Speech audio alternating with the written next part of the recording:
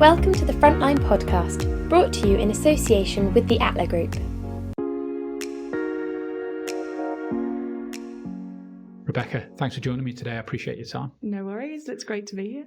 So we thought we'd bring you in to chat about your expertise. You work at Mac Financial and obviously interact a lot in the employee benefit space. Yeah. And out of that naturally becomes wellbeing, employee wellbeing. So perhaps before we maybe dig into those conversations a little bit more, perhaps for the listeners and the viewers, just a bit more about you. I can't speak. A bit more about your background. No worries. Yeah, of course. So I'm Manx born and bred from the Isle of Man. I've been a financial advisor at Mac Financial for 14 years in September, actually.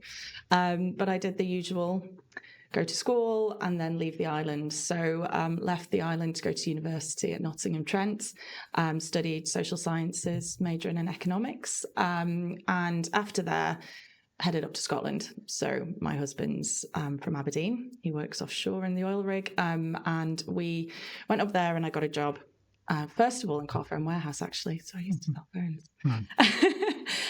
But quickly went into Bank of Scotland Investment Service. And there I worked with financial advisors. So got a real sort of insight into what they did, that career path. Probably always saw myself working for maybe an investment fund manager, but actually I ended up going down the financial advisor route. Just the being able to see how you can help people, not just with their investments, but actually their full holistic financial planning. So really interested me. So yeah, I'm qualified as a financial advisor through a bank, and then moved on to an independent financial advisor in Aberdeen. Stayed there and had my sort of first taste of the workplace pension world, sort of employee benefits. Really liked it, but decided Aberdeen wasn't for me long term. Wanted to come back home, that sort of pull of the Isle of Man, of the rock. So moved back in 2010 and worked for Mac Financial and been there ever since. So Mac Financial are the largest corporate IFA on the island, now the largest financial advisor and combined commercial insurance broking group. So really feel like I, chose the right company to work for. And since then, I've been helping hundreds of companies, roll out their employee benefits, but also just help provide, great services for them. So I head up the corporate team now. I'm starting off as a financial advisor, but sort of through several promotions within the group. John McGowan, our CEO, trusted me to head up his corporate team. So we expand on the experiences you're learning there, and you're obviously dealing with a lot of corporates, and speaking to them and seeing their well-being. And when we talk about well-being for employees, it's not just about salary, and it's not just about benefits as well, it's about culture. But let's maybe start with the benefit sides of things. And just, I suppose, broadly how you see, and through your experience, seen that those contributing to the well-being or lack thereof of and just the interaction you see. And I mean, I think there's been a huge shift. Obviously we've been working with companies for Mac's 20th birthday this year. So, Mac has been working with corporates for over 20 years. And, we've got lots of companies that really believe in providing workplace well-being. And that usually stems from the products that we offer. But really seeing a shift since COVID in so far as not just offering these sort of insurance products and the sort of well-being as an add-on and a bit of a tick exercise, to actually a lot of companies now fully exploring, what do these benefits provide and what is there that is, integral to employees being able to use those products, because ultimately a company would only really see the value in it if there was a claim. So, if unfortunately a member of their team passed away, there would be a claim, an amount of money paid out with income protection. If there was a claim, they would be looking to claim the money to be able to continue to pay their staff, a salary and critical illness as well. But actually, it's more about using those products to support the wellness and well-being for their employees day to day. So, things like the added value services, which we'll go into in a little bit more detail. But We read a publication called Corporate Advisor Intelligence, and it mentions in there that actually, in 2023, there was a massive growth across all main areas of workplace protection, certainly wellbeing services. 31% of UK advisors saw wellbeing services as the most valuable workplace protection benefit. So that's all of the wellbeing parts of the insurance products. And certainly that goes hand in hand with some of the stats that we're seeing. So I know that you've been talking to a few people for Mental Health Wellbeing Week, but, just 1 in 4 adults suffer now mental health issues. And 69% of women used to be a bit of a taboo subject to talk about, but menopause in the workplace, 69% of those women are reporting that it has an impact on their working lives. So we are really seeing a huge interest from employers, from our clients, reaching out to say, how can we help support our staff without there being a claim, but actually what is the, to help with that? And so, we've seen a huge increase in that. Yeah, and I assume that's a shift then from, and you touched on there, maybe a tick box exercise to, this is important for, I guess, culture within the business, and to be I suppose, the corporate responsibility as well of that side of it. Yeah, absolutely. I think definitely moving away from the tick box exercise. It just used to be, right, well, we've got these products because we want to recruit and retain the best staff. And, we want to demonstrate on our total reward statement that we've got X, Y, Z. But now we're actually seeing, a lot more sort of training from some of the insurance providers in how to use their added value services. We are seeing requests for bereavement counselling, stress assistance, virtual GPs, obviously with the pressures that we're seeing on the NHS. Employees for companies are really reaching out to look to use the remote GP, medical second opinion, because that can cause employees stress. And they're worrying about, how they're feeling, or they're not feeling quite right and they can't get an appointment at the doctor's. They're using some of these, real tangible, that's probably the best word to use for it, tangible services. And the companies are really getting involved in that. And I think it helps the HR departments to be able to say, actually, I can't help you with that because, I'm HR, but it's actually being able to point them in the right direction and be able to, pass over a link, give them Mac's name, number, contact Mac, they can point you in the right direction, or using some of the apps. So all of the providers have apps now and everybody uses their phone. So maybe pulling 2 of those things you mentioned there, the I suppose the HR aspect and the business wishing to do the right thing. It's then important that people in the business, the mechanics of the business, the managers are skilled up to deliver to a degree. Maybe they're not I'm sure we'll touch on is it a mental health first aider? Yes. Yeah. But just broadly, because again, almost maybe frontline defence for the team chugging away in the engine room. So do you see, again, training going on at that level to upskill and awareness? Yeah, definitely. I think, as you said, managers are the first line of defence in identifying and addressing, mental health challenges. And that, just to interrupt, that can be daunting. I go back to this conversation I had with Natalie, so apologies for repeating myself on this, I go back to teachers 30 years ago, and teachers just taught, but now they've got so much with and maybe rightly so, to consider. And it's the same now with regard to, I suppose, management. It's not just as the employee working as part of the team, delivering an output. It's all a social, I guess, space around it being meant. And it's good, but it's an extra challenge for managers. It is an extra challenge. It's actually quite nerve-wracking. Certainly, I went into head of corporate at Mac 2 years ago. And up until then, I'd sort of been a senior IFA, associate director, really dealing with clients more than staff. And I've had to take on that sort of management role. And, you're not equipped or qualified. I'm qualified as a financial planner. I'm not qualified as, somebody that can identify someone struggling with mental health or sickness or illness. And so there is a lot put on managers. Certainly some of the added value support that some of the insurers provide actually provides support for managers. Things to look out for, so there could be just a sudden change in performance is probably the main one that you can measure on, objectives and things like that. But it's actual subtle things like lack of energy, loss of interest in things. Are some of your, staff members looking a bit more withdrawn than usual? Maybe a little bit more vocal than usual, so it can, work on both sides. Forgetfulness, sort of things like that. And so managers need to keep an eye out for those. But I think what we've identified in MAC is that, the managers are also really busy day to day, just working on, keeping businesses profitable and making sure, things are working, processes.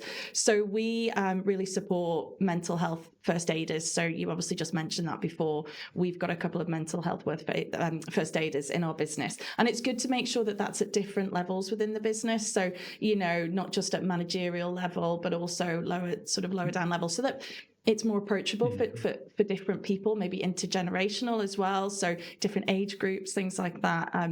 And we support things like, around mental health, things like, just go and tap the mental health first aider on the shoulder and just go out for a walk. And if you need to go away from your desk and go for a walk, and do that without sort of saying, oh, can I speak to the mental health first aider? Because not everybody wants to, to tell everybody that they're struggling. To be able to be away from their desk without that sort of guilt. We trust all of our staff in MAC to be able to come in and do their job. And so if they need to get away, stretch their legs, go and speak to somebody, they can do so without us, ticking off time. Yeah. So I think it's just, things like that. And I think that then feeds into the cultural side of the business. That's, I use the word acceptable behaviour, as in it's not bad behaviour, but that's just an acceptable way that people sometimes need a bit of space, bit of vent, bit of fresh air, chat, conversation, maybe a work from home day just to get away from the immediate pressures, I would assume. Yeah, for sure. Culture's a huge thing. I think certainly, I know I keep going back to COVID, but COVID was a big change for our business insofar as that it forced businesses into working from home. And then the realization from, owners of businesses, higher senior management, realizing that people can work from home, they can be trusted to work from home, and that actually it's not that big a deal. We were able to, switch from working in the office to working from home due to the systems that we had really quickly. So what we've been able to do since then is have a lot more flexibility with our staff. Now, we are client facing, so it's really difficult to sort of say, the norm is working from home and just come into the office now and again, because we have clients coming into the office. Our IFAs are constantly out seeing clients. So, but we do offer like a working from home day, which just gives everybody that opportunity, to just have a bit of a break from the office, to switch off from everything that's going on in the office, have a bit of like peace and quiet to get through stuff. And so, it's that change. We saw a huge shift in MAC, but certainly across all the sectors that we see, there's been a huge shift in culture around, I think mainly around trusting staff to be able to just crack on and do the job. And I think when staff feel like they're trusted, then you get the best out of them anyway. Yeah. So I know that one of our members of staff, his mum was ill and subsequently died, which was a really tough time for him. And we were able to, throw all the support features that we had at him, such as, the bereavement counselling and support programs. But actually, one of the things that, he fed back to us was it wasn't so much that, which did help him, but it was actually the fact that the management team were allowing him flexibility. If he just wasn't feeling up to it that morning when he woke up, he was having a bad day, he could just call in and say, look, could I work from home for this morning or, today, and can I shift a different working from home day? And also just the empathy and the understanding from the management around that. It isn't just a case of you have, a week of bereavement time off, and then once you get back, that's it. Back to normal. Back to normal. Yeah. It's actually it doesn't work that way, does it? It's that ongoing culture of just saying, you've gone through a hard time, and we're here to support you. And if you need to take a bit more time working from home, because he wanted to work, because actually he wanted to be switched on. Like, he didn't want to sort of sit at home and not do anything, but he sometimes found it maybe a bit overwhelming to be around everybody in the office. So yeah, it's that culture and that the support from the management. I guess with every business and individual, everyone's different, aren't they? That's the reality. So you've got to treat, everyone's got to be treated fairly, and use the word equally, but sometimes that's difficult, the equally side, because some people's needs are very different from others. I'd imagine that's a challenge for a lot of HR departments or departments in general. Yeah. I mean, certainly I hear from HR, it's one of the most difficult jobs. Yeah, sure, yeah. Hats off to HR guys. We certainly outsource our HR requirements, but I think that feeds through to the management as well. Everybody is so different, and you can't treat everybody the same way. What makes one person tick certainly doesn't make another. How some people deal with stress is different from others. Loss, bereavement, different from others. So it's a real sort of tightrope, really. It's a balance of getting that right, and keeping your employees feeling supported and heard and listened to, but also at the same time, people are coming to work. You need output. Still need output. Work as well. Yeah. So I suppose the business is in a very privileged position because it gets to see a broad range of other businesses in very different sectors as well. You can kind of almost take the best of breed, can't you, of what you see around and go, that works for us, that doesn't work, that works. So quite a fortunate position, I guess, that ability to go into other businesses. Yeah, definitely. We see a whole range of companies, and size, and everything, big and small, those with the big budgets, those with the smaller budgets. And, hey, we've been around for 20 years and, we're a large financial advisory company on the island, and we've got lots of clients. But actually, we've got about 38 staff. And so we're not one of those big giants like, Google, Microsoft, where you've got, fitness centers on site. I've heard about some of these companies having ball pits and, sleeping areas where you can go and get some shut eye. So I think it's really, regardless of the size, it's around the budget, and it's just about being able to go with something that's affordable, but then actually using that to its maximum. So, definitely looking into all of the added resource and services available. But yeah, we see a lot of companies with all sorts of different approaches to things, with different approaches to benefits as well. And like you say, budgets are always part of that discussion, but also is the budget for how much sick leave you have or illness or even output of the team that's perhaps not at the level it could be with staff with better mental health, I guess, as well. So understanding the cost of not doing anything is probably more important than the cost of doing something. Oh, absolutely. Yeah, for sure. We've definitely seen, so I think, sort of a basic life assurance policy is something that most companies go with. It's low cost. And, they tend to have some good support features on that as well. But we have seen a big increase in policies like income protection policies that give employers the peace of mind that if they have somebody off long-term sick, they've got the financial support to be able to support that. And so we have seen that. But I think the preemptive steps we've seen a lot more of. And actually, some of those are preemptive steps that don't require a huge budget. So things like the guilt-free time off that I was saying before, things like, supporting time off around Christmas Eve, like TT week, things like that, open and honest communication. It's actually looking at fostering that right culture and looking at preemptive steps so that it doesn't get to the point of them having to make a claim. Yeah. That's the main thing we're seeing, for sure. And it has been that switch since COVID. Yeah, right. Really proactive rather than reactive. Proactive rather than reactive, for sure. Yeah. And, for example, we are asked more and more now to go into companies and do financial wellbeing presentations, workplace wellbeing presentations, clinics, one-to-one meetings, because it's that sort of preemptive action that actually is better than getting to the point where then you're having to, seek services from, maybe mental health charities, things like that. So. Yeah, absolutely. So I think when I often find it interesting when I listen to a lot of podcasts, listen to a lot of people, and they'll talk about, or they'll talk around like the things we're talking about here, or it's, let's use the word successful in regard to perhaps famous people. And I think often when people talk about these things, that underlying, they've had the challenges to get to improve themselves, to be in a better place themselves. So I can think of 1,000 people who I listen to, and I suppose mentor off remotely and listen to their skill set, and then go, and you just think it's just been not straight sailing, but the stories behind it. And I think it's important that we all not show vulnerability, but show there's challenges for, days I struggle, I don't want to get out of bed, and I've got coping mechanisms to try that. I know we've chatted, we've been on a panel and talked about mental well-being and the challenges around that for our business. But I think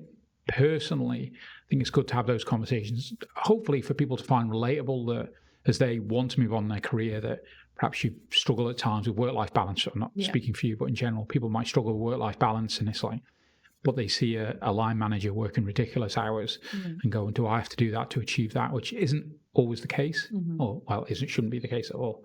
So then just talking about that, and I know you looked at ways to improve your own, I suppose mental health might be the right word, but lifestyle choices as well within the workspace. So sort of maybe just talk about a couple of those challenges you've found and things you've found to your own testings, I guess, of different things that made life better, or whatever the right term is, put you in a better place at times. Better coping mechanisms. I knew I couldn't get away with coming on your podcast and having to talk about myself. Listen, I'm a natural overthinker, perfectionist, and some people in my office sort of say that, I can catastrophize things. Now, as the manager of the business with somebody like that, in a regulated environment, that's great, because I'm the type of person that will think of the worst case scenario and then bring myself back from it. But mentally, that can be really exhausting. So certainly the step from being a financial advisor to heading up the corporate team, where you're taking on then the responsibility of the company, regulated environment, responsibility for people. There was a real challenge there. And I used to sort of get up in the morning, and I've got my daughter, she's 10 now, so she's able to sort of, sort herself out in the morning, which is great. But I used to get up in the morning, and the first thing I'd do was reach for the coffee. So I've got my Nespresso, and I'd have, a couple cups of coffee to get me started in the morning.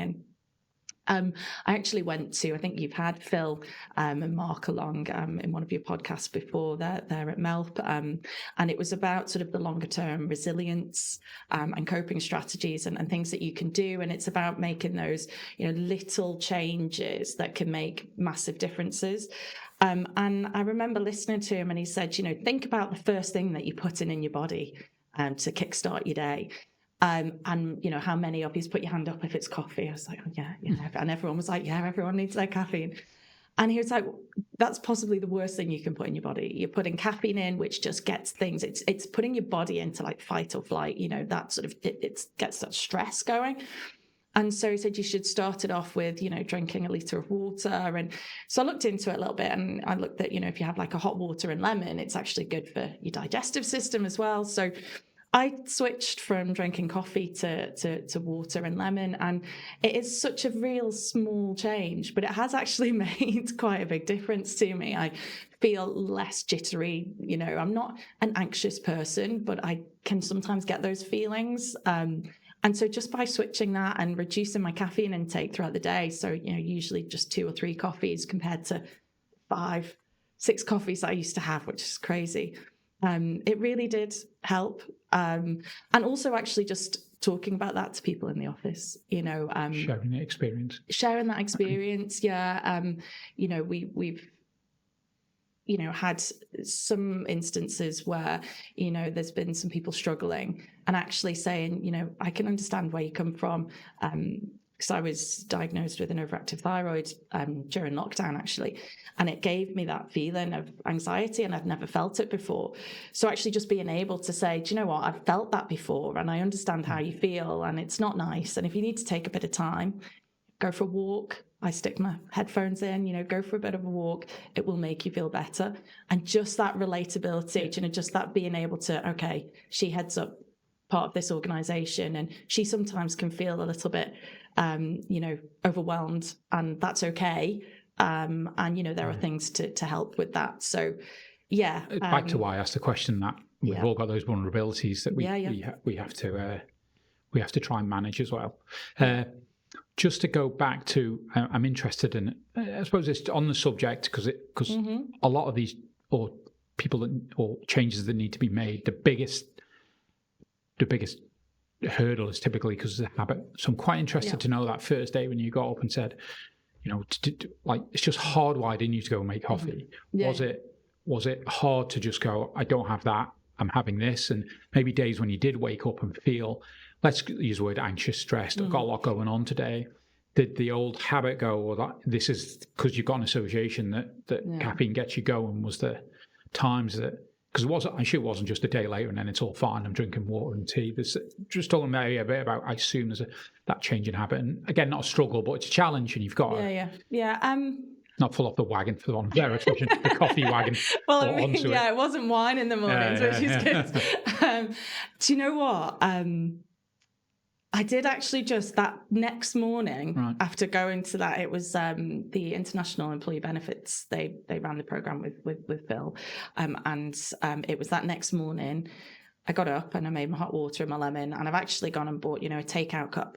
So it's like this sort of coffee cups, and I just fill that and I put my lemon in it, and I take it out every morning. And I genuinely do not make a cup of coffee from home in the morning. Now, when I get to work and, drop my daughter off at school, I get to work, I've had a chance to sort of, about 9:30, I will go and make myself a coffee, because, there's no way I can't function without coffee. But I do. I broke a habit immediately. I broke a habit. Yeah. I wish I could say, but I don't. It is the first thing I drink in the morning. Or if I can't get the hot water and lemon, I will just drink a pint of water. Yeah. And it has been a habit that I've broken.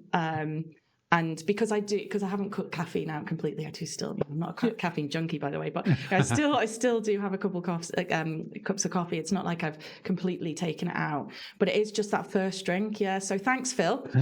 Tell me the difference you feel. I mean, we're not picking on coffee here, but just as a habit change. Yeah. So I think it was, I don't know whether it's maybe just my conscious, just because I've done it. It's like placebo. It's working it's like now. A placebo. It's like I've convinced myself that it works. It works. But no, it's that sort of school run and getting into work and making sure that, I'm present and getting there. And it just made me be able to do that without feeling a bit, jittery. And so that definitely helped. But it was a lot of small things. It's not just that, so things like increasing activity. So I've got a horse. Probably shouldn't say that as a financial advisor. But need our hobbies. I do. I have a hobby, and I ride my horse, and it used to be all year round. But we've decided over the winter that we're not going to play polo. We're just playing it in the summer. So what happened is actually during the winter months, I wasn't doing any physical activity, and that for me was a big that and I actually, not just because it was winter and summer, because you can feel different during seasonal changes anyway, but it was the fact that during summer I was so active, I was riding my horses every day, there was that sort of complete switch off from work, family, to me, to my hobby, to what I want to do, that in the winter I was just finding myself work and home life. So this winter I took up netball. So I started playing netball. I'm going to training on a Wednesday, playing at the weekend. I hadn't played it since I was at school, sort of 14, 15, 16. And that's really helped. So yes, the tea, the hot water and lemon in the morning. Yes, it's a habitual, it's a everyday thing that I do that makes me just feel a bit better. Was it a placebo? I don't think it was. But it's actually doing something else, and it's horses for courses, excuse the pun, because obviously I've got horses, but it depends on what people like. I've got a friend that loves yoga, and she actually said to me, you don't stop, like you work really flat out, you've got your daughter and your husband works away, and then you've chosen a hobby that is all consuming, or you're choosing a sport that means that your body doesn't switch off. Why don't you take up yoga? Why don't you take up some meditation? But my head is just making lists in the background. And so it's like, no, I need something to focus my mind. And that in itself is what makes me feel better. If I've had a bad day, playing a sport, going for a walk, putting my headphones in, listening to some music, or riding my horses, that's where I get my zen. I do think it's interesting, because I think it's easy to assume that, like you say, because you're on the go all day, but there are different, physical and mental things going on that have different tolls. And I probably my experience with riding a bike would be the same. I don't really think about work, whether I'm training in the morning or or at the weekends But if I'm just sat on a plane doing nothing, relaxing, like you say, there's a list going on in my head constantly. So I'm not getting that brain rest, where on the bike, everything's natural. So I'm sure the same on the horse, everything's natural. You're so focused on. Yeah, you're focused on staying on board and not falling off and breaking something. And couple that with sort of hockey on horseback, it's a real switch off for me. And yes, I look at my watch afterwards and my heart rate was up, and there was times where you want to win at all costs, but that switch off for me is what works. Yeah. Where do you think, you mentioned there about at the beginning around let's say a warrior, where's your self-awareness come from? You seem to have a reasonable amount of that. Yeah, I remember talking to somebody actually, and they said, well, the good news is half of the issue is actually being aware of the fact that you are that type of person. I don't know where that. I wouldn't just use that as something. I can see from a general talking about the sport that there's an awareness that's my switch off time. Yeah. I think that's just the way I've been brought up. I think that's down to strong family. The fact is that, the family that I come from, they're very quick to sort of remind you who you are and where you're from, and also to talk about your feelings, not to bottle it up inside, my parents and my cousins and my, aunties and uncles. So I think I've always been quite vocal, quite sort of, what's the word? I suppose chatty, talkative. I'm not afraid to talk about, how I feel. And therefore, when you're that outward, then you can only then look at that back, if that makes sense. Yeah, no, 100%. You can't sort of say everything that you're saying and then look back at yourself and say, oh, well, no, I'm actually perfect. Yeah. Because I'm absolutely not. Everybody's got their... I think the reason I mentioned the self-awareness, I think that's such an important part of, like, if you look at mental well-being, which is one of the subjects we're talking about, you can only really kind of get yourself out of your own body and look back at yourself to go, why am I stressed? What's causing me this anxiety? And then going, that's the cause, then dealing with that cause. But that's part of the reason I asked, just I suppose talk about that awareness thing. So the other interesting thing out of that was different mechanisms. So you've mentioned that yoga is maybe not for you, blah, blah, blah. So again, I guess it's encouraging. I guess even maybe when you're talking to clients, it's about part of that messaging out is everyone ticks differently. So sport might be our release, but for the next person, it might be playing on the PlayStation. That might be their release. Yeah, reading a book, all of those types of things. Everybody is really different. What makes people tick is different to everybody. And I think it's just important to try different techniques. Don't sort of... I didn't think I would ever play polo. I think of that as an elitist sort of sport. And, I'm from a very sort of, my family's working class, and we all, so I didn't ever think that was going to, but somebody asked me, I was at a party and said, have you ever tried this before? I know you used to ride horses and used to play hockey. Do you want to give it a shot? And I was just open to trying it, so I think it's just being open to try different things. Don't shut yourself off. You might find something that will help you. For example, I didn't used to read fiction books. weird one, I know, but I always wanted to sort of read about real life and, lean on people's real life stories. Or I'd go, I'd be one of those people on holiday reading, the self-help books, or, the books about, how to be a great businesswoman or something. But actually, I made a bit of a switch. It was a few holidays ago.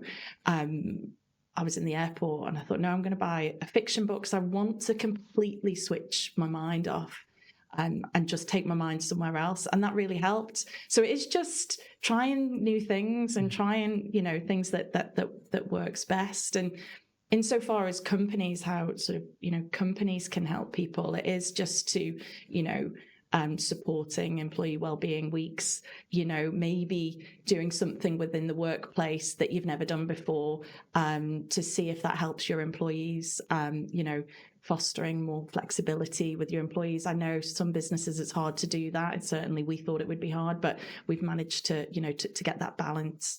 And also just sort of having regular check-ins and just, sort of, if you are noticing just slight changes in behaviours with some staff, just that tap on the shoulder, you're right, do you want a coffee or a hot water and lemon? Yeah. And then, like you say, if you can't help internally, it's, I guess, signposting them out, isn't it? Yeah, and that important part of that. Yeah, for sure. Signposting them to, services that are available to them. And, don't worry, I think a lot of people come to us actually, prospect clients come to us and say, we haven't got a big budget, so we can't have everything. And that's not what it's about. It's about sort of having your budget and figuring out what you can afford. For example, there's, very expensive private medical insurance plans, but there are equally less expensive cash plans that you can take, which actually have a lot of those added value services attached to them. And they might not be as costly as you think, or taking out, a life assurance policy for the company. But again, there being certain providers that provide access to employee assistance programs, which are apps that all of your employees can upload onto their phone and they can get access to. And so just by having that available to your employees, you're already, sort of helping them along the way with that. And just don't be worried about the fact that it's going to be super expensive, because it's more affordable than you might think. Yeah, so reach out, have that conversation, and I'm sure I'd say they don't deal with Mac. It's reach out, have the conversation. So it might be things they're not thinking about, or that they're not getting it. Maybe they deal with it just internally, and they need a little bit of help to reach out and have those conversations. I mean, obviously you've been having a number of guests in here, speaking to local charities, how the company can support the charity for free. So, Mike's Wildlife Trust, they've been having this sort of, the Plant the Tree days, which means that you can have an away day for the office, which is supporting mental health as well, because it's getting out in the fresh air. It's speaking to, other charities, mental health charities, people like that, that, they can support you by the company supporting them. So you don't need double win. Yeah, you don't exactly double win, and you don't necessarily need the products to be able to make a change within the business.